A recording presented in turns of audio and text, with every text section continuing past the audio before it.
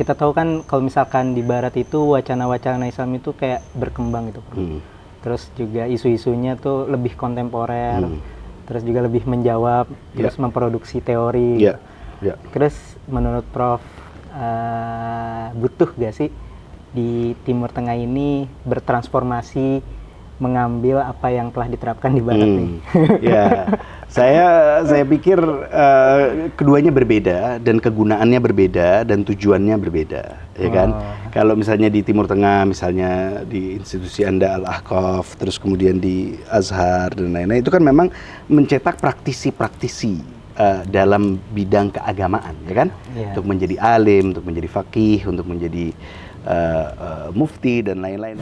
Sedangkan kalau institusi Barat itu kan kita lihat ilmu-ilmu yang kemudian kita sebut sebagai Islamic Studies, ya, atau Anthropology of Islam, History of Islam, atau Sociology of Islam dan lain-lain.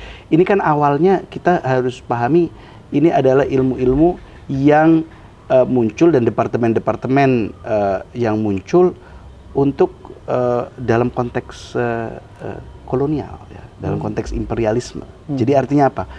Tujuan dari ilmu-ilmu itu pada awalnya adalah mempelajari masyarakat-masyarakat Muslim, mempelajari keimanan mereka, mempelajari hukum mereka dan lain-lain dalam konteks imperialisme, ya kan, dalam konteks mendominasi. Itu kan tesis besarnya Edward Said adalah bahwa produksi ilmu pengetahuan tentang Orient, tentang Timur, tentang dunia Muslim, misalnya dunia Arab dan lainnya, tidak bisa dipisahkan dari relasi kuasa kolonial, keinginan untuk mendominasi. Sehingga kita harus memahami, bagaimana seperti halnya dulu etnolog Belanda datang ke sini mempelajari adat istiadat dan hukum Islam dan lain-lain. Untuk apa? Untuk bagaimana sebagai technology of control, kan? Bagaimana kita mengontrol mereka. Sehingga disiplin-disiplin ilmu yang berkembang itu bertujuan untuk memahami kaum muslimin, ya kan, memahami misalnya di konteks Timur Tengah orang Arab atau orang Persia di Iran atau orang Indonesia di sini, memahami ketimbang mencetak misalnya praktisi dalam ilmu-ilmu keislaman. Dan di sini pentingnya juga kenapa kita harus mempelajari ilmu-ilmu itu dan mempraktikkan ilmu-ilmu tersebut.